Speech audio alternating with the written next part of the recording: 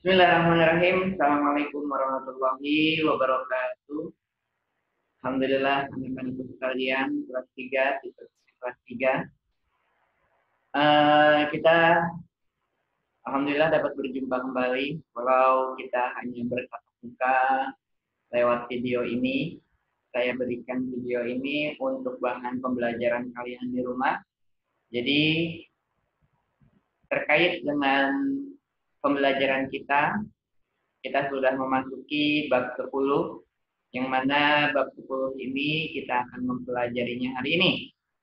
Materi pada bab 10 yaitu hadis tentang persaudaraan. Minggu lalu kita sudah PH, penilaian harian, dan alhamdulillah nilai kalian sempurna, ya. Alhamdulillah juga jawaban kalian sesuai dengan apa yang telah Pak Esa ajarkan kepada kalian waktu di kelas maupun materi yang Pak Esa berikan waktu belajar di rumah. Baik anak-anakku kelas 3, siswa-siswi kelas 3, mari kita belajar. Kita buka bukunya, kalian buka bukunya, bab 10. Sebelum itu, mari kita membaca basmalah bersama-sama. Bismillahirrahmanirrahim. Baik, pelajaran 10 atau bab 10 kalian bisa melihat di buku paket Al-Quran Hadis di halaman 123. Baik, kalau sudah dibuka, kalian akan melihat di sana hadis tentang persaudaraan. Perlu kita ketahui anak-anakku sekalian, bahwasanya kita ini hidup di dunia termasuk makhluk sosial. Apa sih makhluk sosial itu? Makhluk sosial adalah makhluk yang tidak bisa hidup sendiri. Makhluk yang serba membutuhkan orang lain. Kenapa? Karena dari kita dilahirkan sampai kita nanti meninggal pun kita tetap membutuhkan orang lain. Maka dari itu umat muslim diwajibkan untuk mempererat tali persaudaraan. Mau kepada tetangga, mau kepada saudara, mau kepada keluarga, ya, itu semua kita harus eratkan tali silaturahmi. Saling tolong menolong sesama muslim. Tidak hanya sesama muslim, sesama manusia pun kita harus tetap tolong menolong. Tolong menolong dalam hal kebaikan. Jadi seperti itu anak-anakku ya. Baik, hadis yang akan kita pelajari mengandung makna di mana bahwasanya manusia atau umat muslim digambarkan oleh Rasulullah sebagai bangunan, sebuah bangunan yang mana sebuah bangunan itu menjadi kokoh apabila di mana bangunan itu saling menopang satu sama lain. Adanya bangunan pasti ada fondasi, ya kan? Ada tiang, ya kan? Lalu ada lantai, ya kan? Lalu ada genteng, ya, ada atap. Itu semua saling berkaitan, saling saling berkesinambungan, ya, saling menguatkan. Apabila bangunan tidak ada fondasi yang kuat, maka bangunan tersebut akan mudah roboh. Dan apabila suatu bangunan tidak ada tiangnya, tidak ada sudut tiangnya, maka tidak akan bisa ada genteng yang kita dapat melindungi kita dari hujan dan panas. Ya. Lalu apabila tidak ada genteng, tidak ada atap, maka ubin pun, lantai pun akan basah, ya, akan berjamur, ya. Maka dari itu Nabi Muhammad menggambarkan umat muslim sebagai bangunan yang kokoh. Apabila kita selalu memberikan pertolongan kepada orang yang membutuhkan, kita saling menopang, kita saling memberikan, ya. Baik, kita kembali lagi. Tadi yang Pak Esa bilang, manusia adalah makhluk sosial. Makhluk sosial adalah makhluk yang tidak bisa hidup sendiri. Tidak bisa hidup sendiri, betul. Baik. Makhluk manusia diciptakan saling membutuhkan satu sama lain. Sebagai orang yang beriman, Islam mengajarkan kepada pengikutnya untuk saling menghargai dan tolong-menolong tuh ya. Tadi Pak Esa bilang ya, antara sesama umat muslim maupun non-muslim pun kita boleh memberikan pertolongan ya. Asalkan kita tidak mempercayai apa yang dia percayai. Tapi kita boleh memberikan pertolongan kepada mereka.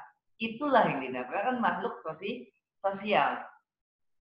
Lalu, dengan begitu rasa persaudaraan yang saling membutuhkan akan muncul dan terus ada di antara umat muslim. Ya, bagi semua umat muslim antara satu dan lainnya adalah saudara. Kita ini saudara. Semua kita siswa-siswi SD Tirta Buaran ini adalah saudara, ya, adalah keluarga, ya. Kenapa? Karena kakek buyut kita, ya, kakek buyut kita siapa? Kakek buyut kita adalah Nabi Adam alaihi salam. Beliau adalah manusia pertama yang ada di bumi dan beliau melahirkan, menikah dengan Siti Hawa lalu melahirkan generasi-generasi. Ya, ada Nabi Adam, ada Nabi Nuh, Soleh, sampai Nabi Muhammad. Ya, kita mempercayai ada 25 nabi yang harus kita percayai. Lanjut. Bagi semua umat muslim adalah saudaranya. Kewajiban kita kepada saudara adalah membantu, menolong, ya. Kewajiban kita sebagai saudara adalah membantu dan menolong. Baik. Sebagai semua bagian dari bangunan, ya tadi yang Pak Esa bilang bahwasanya Nabi Muhammad menggambarkan kita umat muslim sebagai bangunan yang kokoh. Ya, semua bagian dari bangunan tersebut tergabung menjadi satu bagian yang saling menguatkan. Ya, jadi tidak mudah roboh. Begitu juga dengan ikatan persaudaraan yang kuat. Ya, saling membantu dan tidak mudah dijatuhkan. Nah, maka dari itu, karena kita sekarang lagi keadaan yang tidak memungkinkan. Banyak penyakit di luar sana, ya. Banyak virus-virus, banyak orang-orang yang terkena. Maka, yang Pak Esa bilang pada pelajaran sebelumnya, harta yang kita miliki, harta yang kita punya adalah titipan Allah. Ya, suatu hari nanti kita akan dipanggil oleh Allah tidak akan membawa harta tersebut. Maka gunakanlah kesempatan ini untuk beramal, berikan harta kita kepada orang yang lebih membutuhkan. Itu akan memperkuat tali silaturahmi kita, akan memperkuat tali persaudaraan kita sesama muslim. Baik anak-anakku sekalian, hadisnya ada satu hadis yang diriwayatkan oleh Muslim di dalam buku ini, ya. Saya akan bacakan nanti. Coba sekarang kalian perhatikan sebuah bangunan, sebuah gedung yang ada di dekat kalian.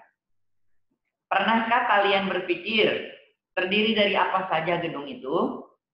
Yang tadi Pak Esa bilang ada pondasi, lalu ada dinding, ada lantai, ada tiang, lalu ada atap. Ya, hubungan antara satu dan lainnya saling menguatkan. Jadi saling kokoh. Gimana gedung itu bisa berdiri kokoh?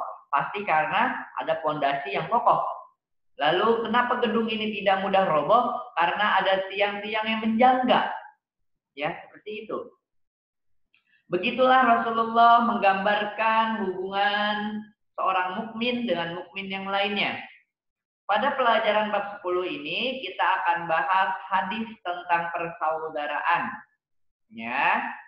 Dalam sebuah hadis yang diriwayatkan oleh Abu Musa, Rasulullah SAW menggambarkan persaudaraan sesama mukmin, sesama muslim seperti bangunan. Saya bacakan, kalian bisa lihat halaman 126. An Abi Musa qala Rasulullah sallallahu alaihi wasallam al-mu'minu lil mu'minin kal bunyani yasuddu ba'duhu ba'dan.